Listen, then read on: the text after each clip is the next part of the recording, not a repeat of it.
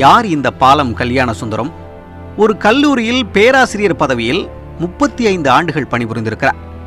மாதம் 20,000 சம்பளம் பெற்ற போதிலும் அனைத்தையும் ஏழை மக்களின் நலனுக்காக செலவிட்டு தனது சொந்த செலவிற்காக ஒரு உணவகத்தில் சர்வராக வேலை பார்த்திருக்கிறார்.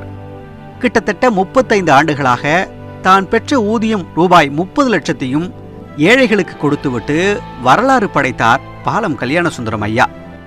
உலகில் எந்த நாட்டைச் சேர்ந்த மத்திய மாநில அரசு ஊழியர்களோ தனியார் நிறுவனத்தில் வேலை செய்பவர்களோ இவ்வாறு செய்ததில்லை என்பதால் அமெரிக்காவில் 1000 ஆண்டுகளில் சிறந்த மனிதர் மேன் ஆஃப் மில்லினியம் என்ற விருதுக்கு தேர்ந்தெடுக்கப்பட்டு $6.5 மில்லியன் இந்திய மதிப்பில் 30 கோடி ரூபாயை பரிசாக பெற்றார். அதையும் குழந்தைகள் நலனுக்காக கொடுத்துவிட்டு உலகையே வியப்பில் ஆழ்த்தினார். தன் பங்கிற்கு குடும்பத்தில் கிடைத்த 50 லட்சம் மதிப்புடைய சொத்தை